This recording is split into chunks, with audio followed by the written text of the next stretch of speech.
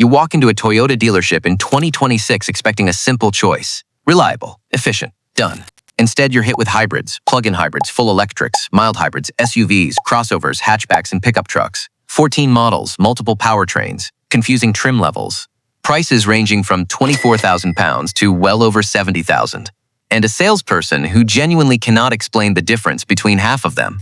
This is Toyota's UK lineup in 2026. The most complex, the most ambitious, and honestly, the most confusing the brand has ever offered. So in this video, I'm going to do something that Toyota's own website refuses to do. I'm going to walk you through every single model, tell you exactly who each one is for, and more importantly, tell you which ones to avoid and why. Let's get into it. Before we begin, here's something important to understand about Toyota's 2026 strategy in the UK. The brand is in the middle of a massive transition. They've spent 30 years being the hybrid king with cars like the Prius and Yaris. Now they're simultaneously trying to lead in plug-in hybrids and push into full electric vehicles while keeping their existing hybrid customers happy. That's three completely different technology directions being pursued at the same time. And that tension shows in the lineup. Some models are genuinely brilliant. Others feel rushed. And a couple are frankly hard to justify buying at all. Let's start from the bottom and work our way up. The Aygo X is Toyota's entry point in the UK. A tiny urban crossover starting at around £18,000. It's the smallest thing Toyota sells here, riding on a platform shared with the Citroën C1 and Peugeot 108. Here's the deal. It's a pure petrol car, no hybrid, no electric option. In 2026, when every other car in Toyota's lineup has some form of electrification, buying an Aygo X feels like stepping backwards. The interior is cheap. The ride on UK roads is crashy and uncomfortable. The back seats are genuinely unusable for adults. And for £18,000, you can get into a far better small car from Renault or Skoda. Verdict: avoid unless you're parking in London, and literally nothing else will fit your lifestyle.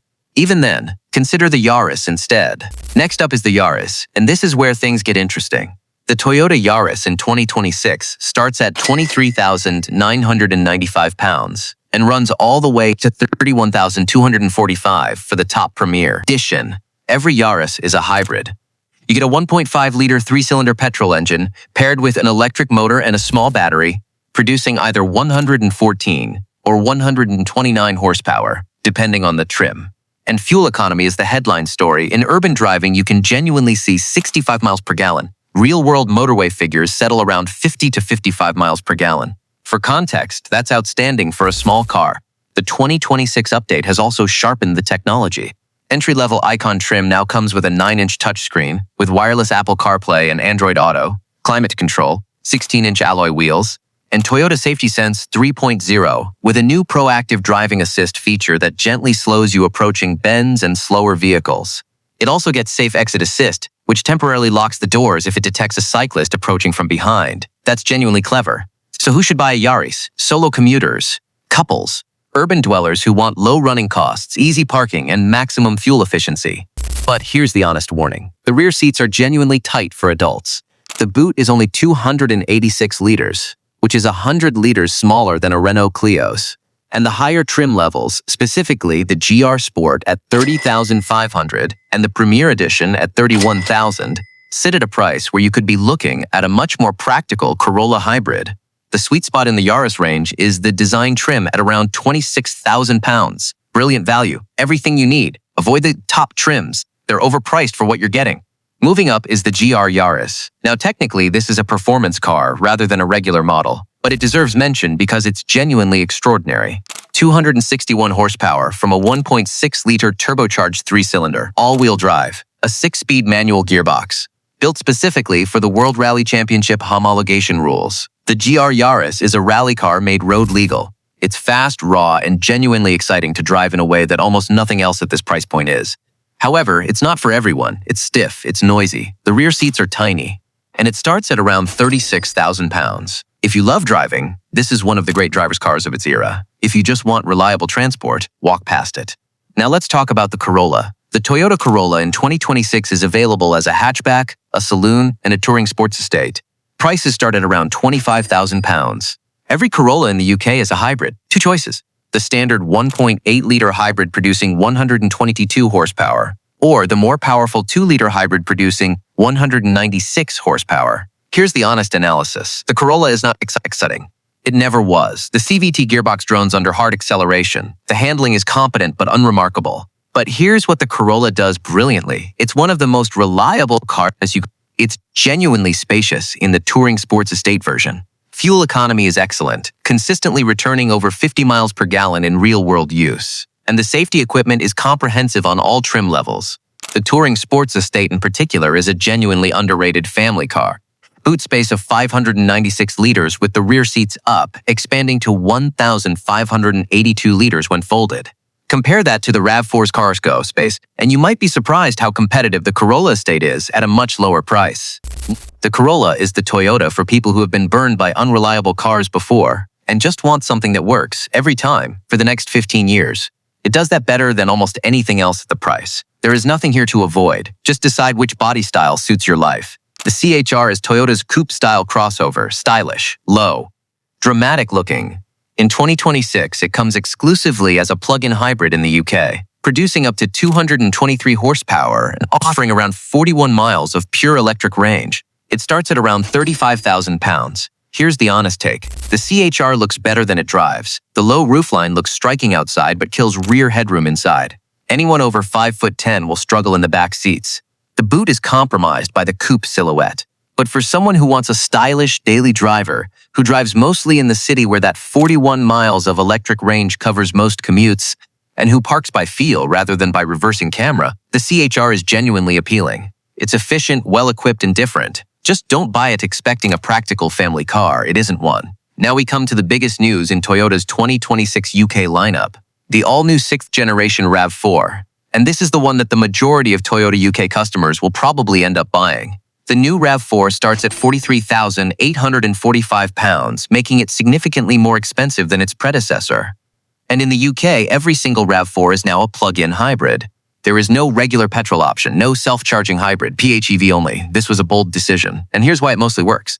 The new RAV4 PHEV comes with a 22.7 kilowatt-hour battery, giving a claimed electric range of up to 85 miles for the front-wheel drive model and 75 miles for the four-wheel drive version. In real-world testing, most owners are consistently seeing around 75 miles of electric range, which means if you charge it overnight, your entire daily commute happens on electricity. Add in a 50-kilowatt DC fast charger on higher trims, which can take the battery from 10 to 80% in roughly 30 minutes, and this becomes a genuinely practical solution for people in the middle ground between wanting an EV and being nervous about range anxiety. The styling has been completely overhauled too. The front end now looks more aggressive, more purposeful.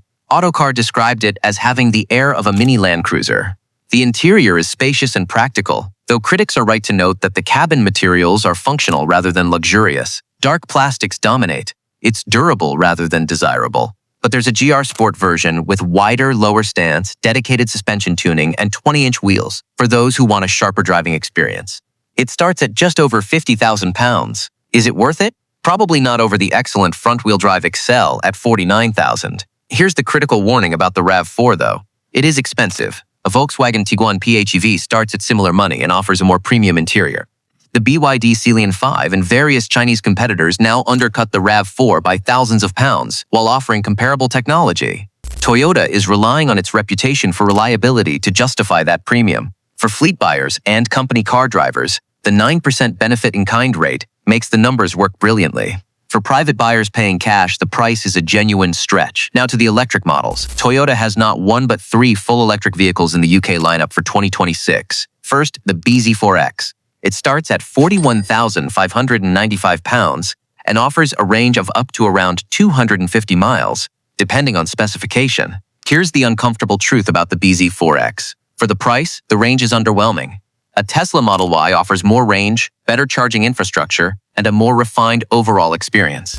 The BZ4X does benefit from Toyota's reliability reputation and a 5-year serviced warranty option, but it faces savage competition in this segment. Second is the brand new Urban Cruiser, Toyota's most affordable electric vehicle, built in partnership with Suzuki and arriving as a sister car to the Suzuki Vitara. 2 battery options. 49 kilowatt-hours in the base Icon model, giving up to 213 miles of range, or 61 kilowatt-hours in higher trims, offering up to 264 miles. It's smaller than the BZ4X, more affordable, and genuinely well-packaged for urban and suburban use. The Urban Cruiser is the most interesting new electric Toyota in years.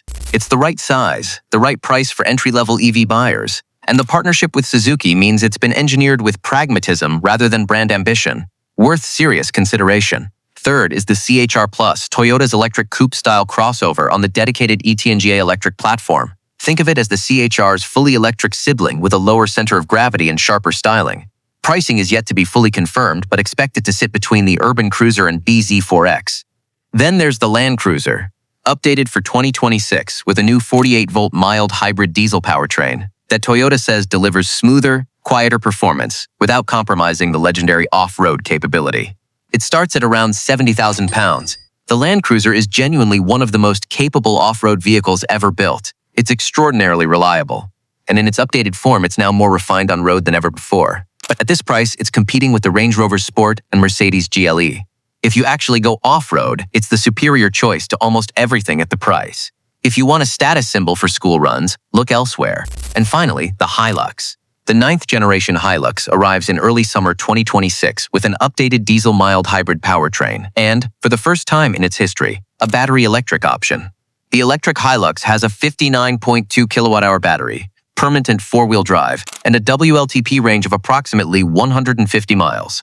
That limited range will be the main conversation around the electric version. But the diesel Hilux with the updated mild hybrid system remains one of the most dependable work vehicles you can buy. If you need a pickup truck, particularly for actual work rather than lifestyle purposes, the Hilux is Toyota's answer.